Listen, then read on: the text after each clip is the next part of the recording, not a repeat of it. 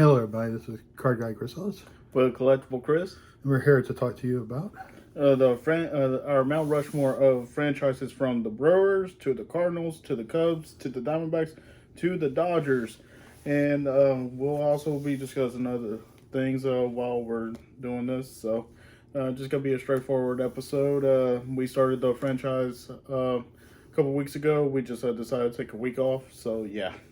So we're gonna start off with the Brewers today, and Dad, I'll let you start off this one. Okay, so we're going from. Well, it doesn't matter, but okay. For my first one, I got Robin Yount. Played shortstop in center field.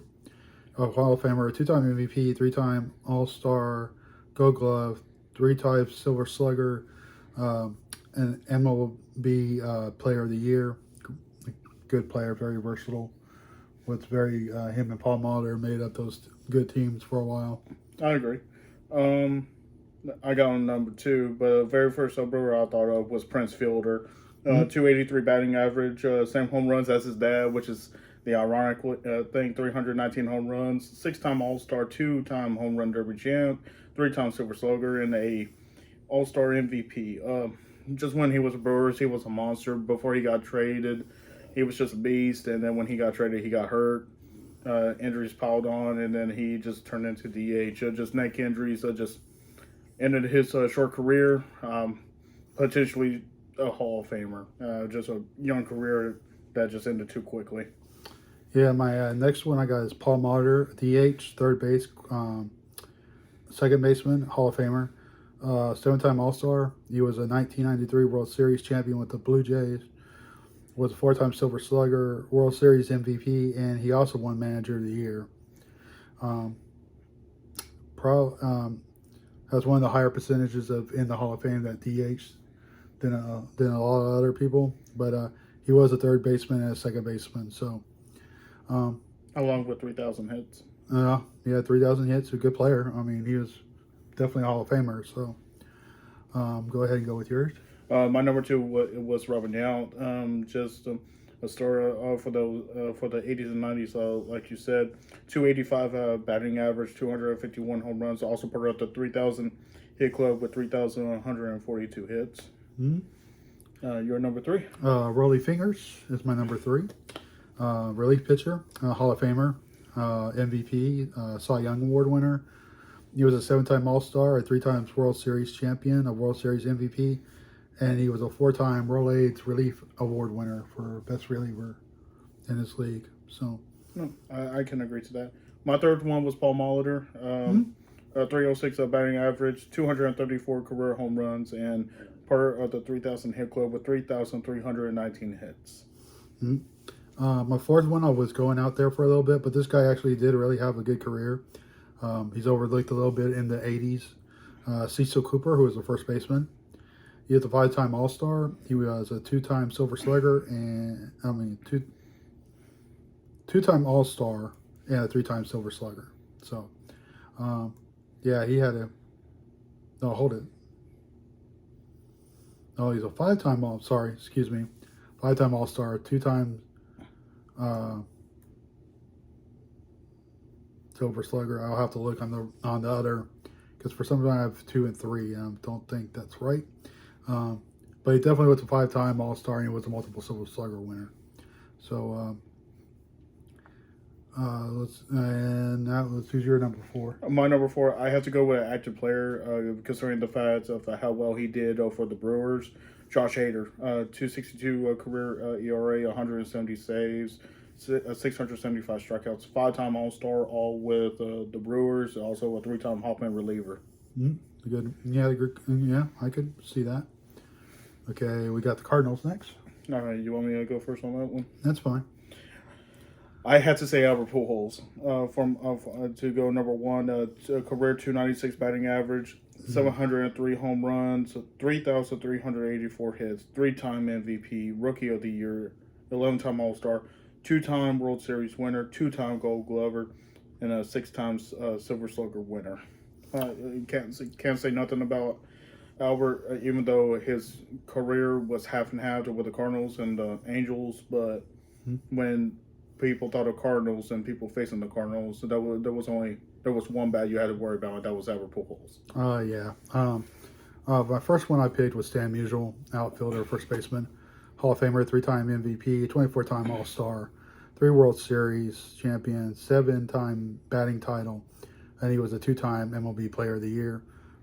He is called Stan the Man for a reason. So just click on that one. It's all good.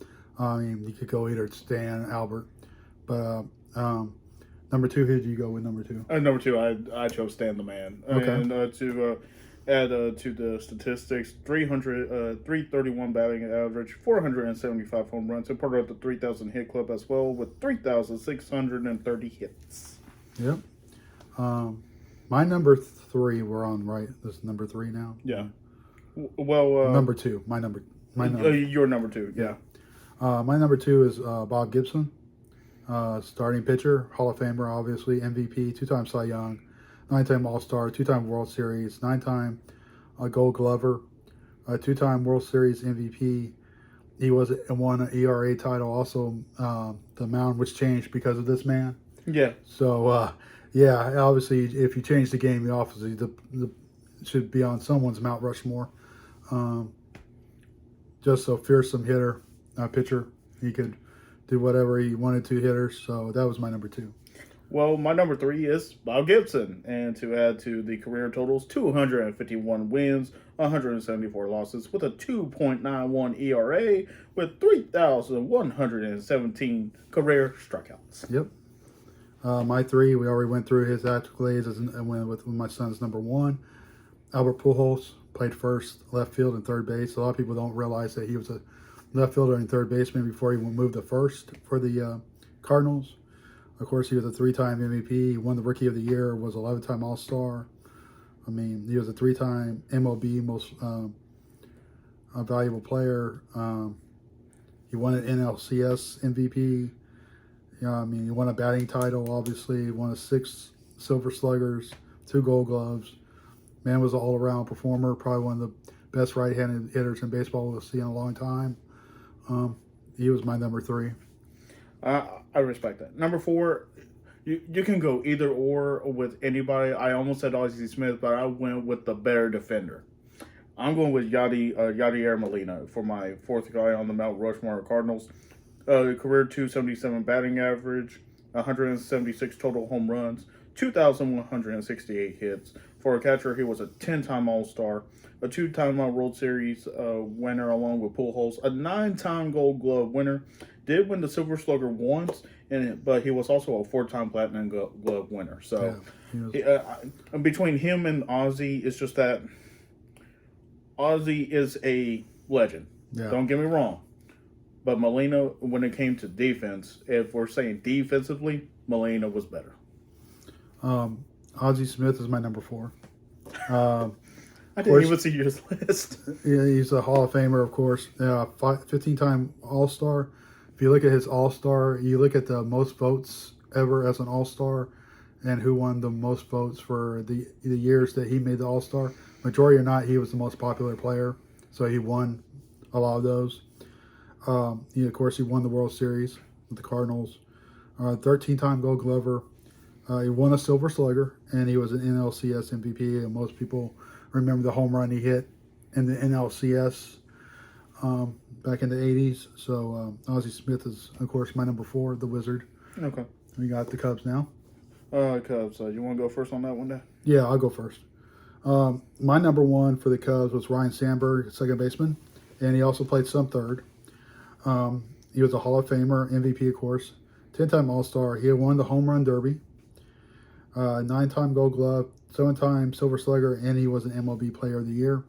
Very good stalwart in that Brian Sandberg, Sean Dunston combination of second and short. So he was my first guy I put. Well, he's my first guy, period, to the Cubs. And to add to the accolades, 285 career batting average, 282 home runs, part of the 2,000 club hits with 2,386 hits. But he also has some speed with 344 stolen bases. Yep, he was a good player, good all-around player. My number 2 is Let's Play 2, is Ernie Banks. Played first base and shortstop, obviously a Hall of Famer. two-time MVP, 14-time All-Star, and he was a Gold Glover. Um, he was those teams of the 60s and 70s. Yeah. Obviously, the man is a legend and a very good player at his time. So number 2 for me was Ernie on the Mount Rushmore. I don't disagree with that. Number 2 for me is Andre Dawson. Came to the Cubs from the Expos and won the MVP when he showed up. Career 279 batting average, 438 home runs, 2,774 hits, 314 stolen bases. Hall of Famer said he was an MVP when he joined the team. Rookie of the Year with the Expos, 8-time All-Star, Home Run Derby champion, 8-time Gold Glover, and a 4-time Silver Slugger winner. Yep, the Hawk was a good player, also a great defender. Yes. Could throw out people. So that was, he was a great player no matter what. Number 3 for me is Fergie Jenkins, starting pitcher. Thought about that. Hall of Famer, Cy Young. He was a 3-time All-Star and has a statue now outside of Chicago Stadium. Great pitcher. Played for multiple teams, but great Cub always. And a very gentle guy. Also has a really good X on his, or what was called Twitter. If you ever get on his X, he's a very chill guy. I'll talk about his cards and everything, growing and what he's doing today. So that was my number 3. My number 3 is the reason why baseball became relevant again in the late 90s. I'm going with Sammy Sosa. Career 273 batting average, 609 home runs, 2,408 hits, won an MVP, 7-time All-Star, won the Home Run Derby, as well as a 6-time Silver Slugger winner. If anybody says they didn't come back to baseball because of that wasn't following baseball at the time because of everything that happened during the strike and didn't come back because of the Derby chase is lying, because I think everybody was glued to that TV back then. Yeah. Back in '98 because of that. Yeah, I would definitely say that was, Sammy. I could give that. My number 4 is Ron Soto, third baseman. Finally made the Hall of Fame several years after his death.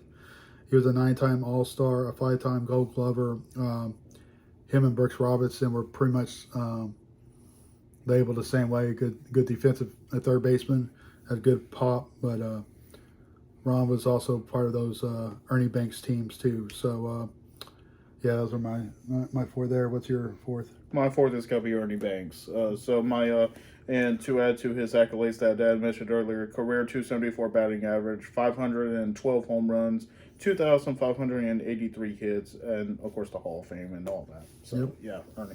Now the interesting one. Diamondbacks. May I start us off? Go ahead.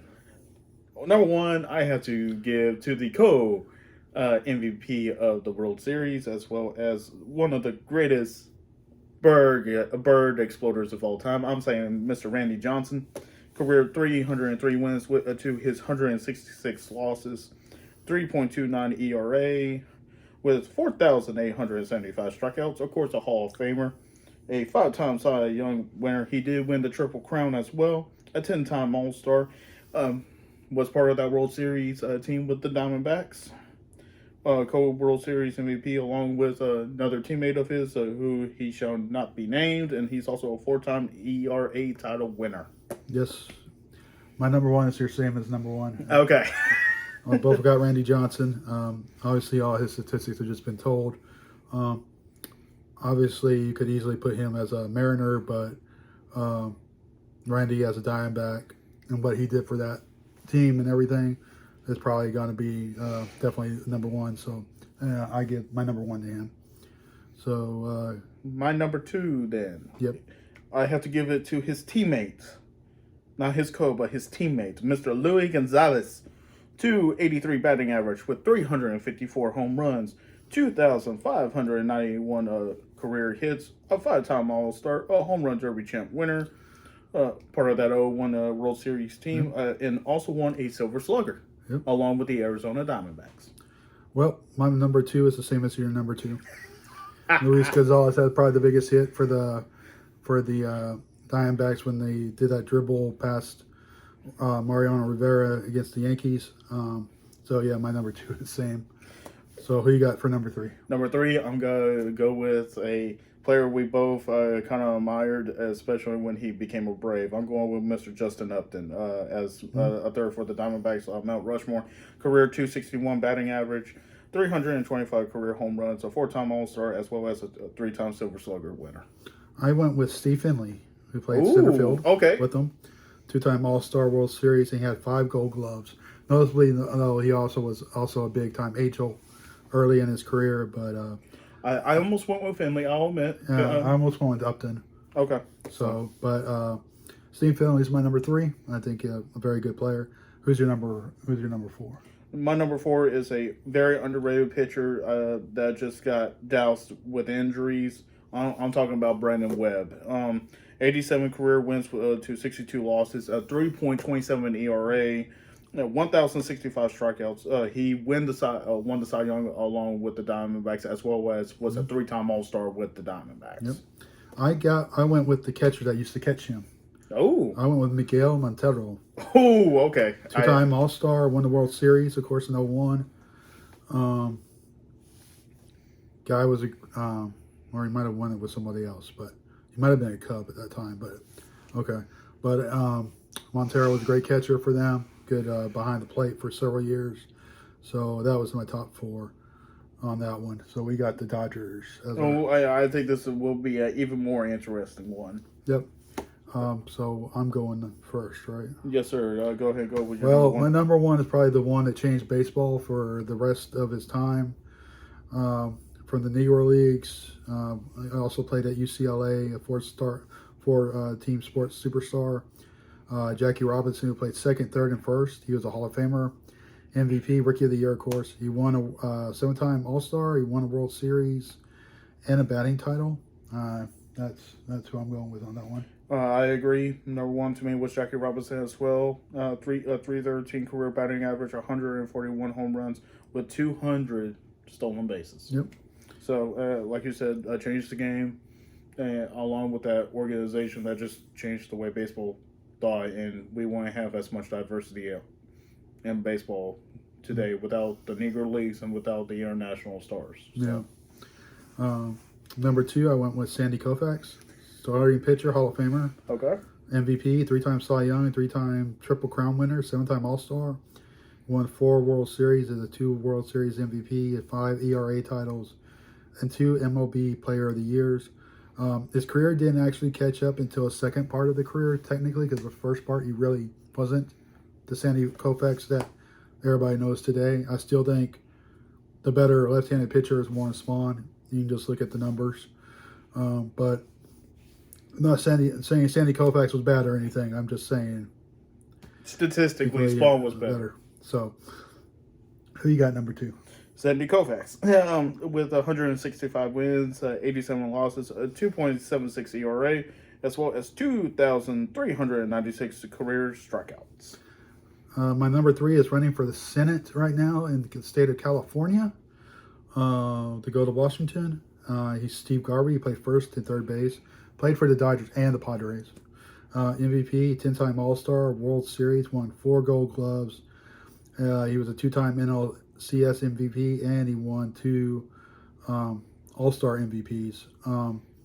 Garvey was a great player, good defensive player. Doesn't get a lot of respect for the 80s like he should, or Hall of Fame votes for that matter. But the guy was a great first baseman. I think he'll do fine. Who's your number?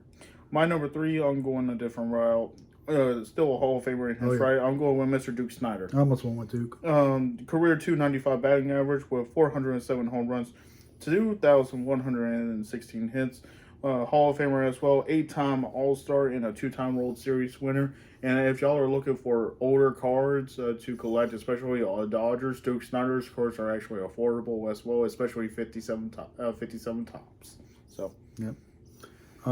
My 4th and last one, I went with Roy Campanella, catcher, outfielder. Hall of Famer, 3-time MVP. 11 times he was an All-Star. He won a World Series and a batting title. Basically, Campanella's career, unfortunately, was shortened a little bit because of he had problems with his legs later on from things. but the man was a great catcher, no doubt about that, and a great player. So, who you got for your number 4? Without this man, there wouldn't be personality when it comes to managers, and usually you would think Bobby Cox, but there was someone long before Bobby Cox. I'm talking about Mr. Tommy Lasorda. Um, a career 1,599 wins to 1,439 losses and 2 draws, which gave him a 526 win percentage. He's a Hall of Famer as a manager. He did win 2 World Series with the Dodgers, also won 4 pennants with the Dodgers, and he was a 2-time manager of the year. Just watching old school Dodger film, you would see Lasorda argue with the umpires, and really umpires wouldn't argue as much like Lasorda did. So just the fact that there was a personality, and who can not forget if you're a dang it. Why is his name escaping my mind? Your favorite NSL guy, Chevy Chase. Yeah. Who can never forget the scene from Fletch? You met Tommy Lasorda? Yeah, I hate Tommy Lasorda. Punches the frame. So, come on. You got to give it that little cameo. So. One of the few managers that ever get a mascot thrown out of a baseball game, too. That, too, yeah. Yep, Mr. Expose. So, he definitely... that's honestly our list. I don't think we can really disagree. I mean, so many great players to play for these franchises, and I mean, and please, y'all, please comment in the sections on YouTube or on the Facebook group. Please let us know your Mount Rushmore and why you agree or disagree. I mean, there's so many tremendous talents out there. We would like to hear some opinions. Please just be respectful when y'all do y'all's comments and opinions. Okay? Mm-hmm. No, there's not a right answer and there's not a wrong answer. So, and so who are our next our next 5 teams that we're going to go to. We are doing the San Francisco Giants, the former Cleveland Indians, now Cleveland Guardians, the Seattle Mariners, the Miami Marlins, and the New York Mets will be the next 5 teams that we do. And very happy so far with the baseball season. Of course, injuries have happened. If everyone was scared about Aaron Judge, y'all can calm down now. Judge is back in stride. So is the New York Yankees team. I think... I can personally say I didn't think Soto was going to do well for the Yankees. I said he wasn't going to do well for the Yankees, but he proved me wrong. I'll gladly say that.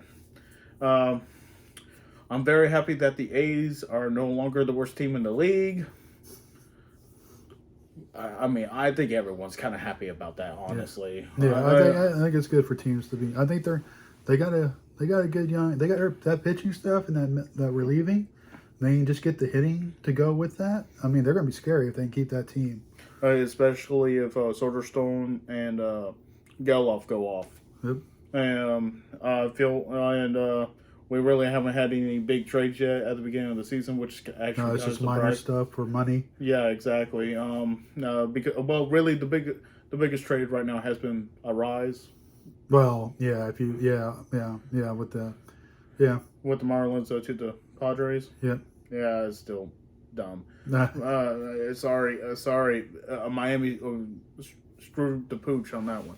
But Colin Cowser still drawing in so much for Baltimore. A lot of great players are getting back into stride, depending on age, whether there was some injury talks or whatnot. But so far, the teams that deserve to be number 1 in their divisions, they deserve it. So very happy for every single team as of right now. And the teams that are at the bottom of the barrel, it's time to reemerge, or y'all just need to build around something to reemerge. So yeah. Yeah. So what I'm telling you guys is, you know how it is. This baseball season is a long season. Don't think because the first month didn't go well that they can't improve. I mean, look at Colorado. They're on a winning streak, or were on a winning streak, but they're doing good. So you just got to keep in mind, baseball is baseball. So But you got anything? No, I'm good right now. All right, I got nothing either. We'll be talking to you though next week. We'll be getting those other Team Mount Rushmores, and we talking to you then. This is Card Guy Chris Ellis, With Collectible Chris. and we'll be talking to you later.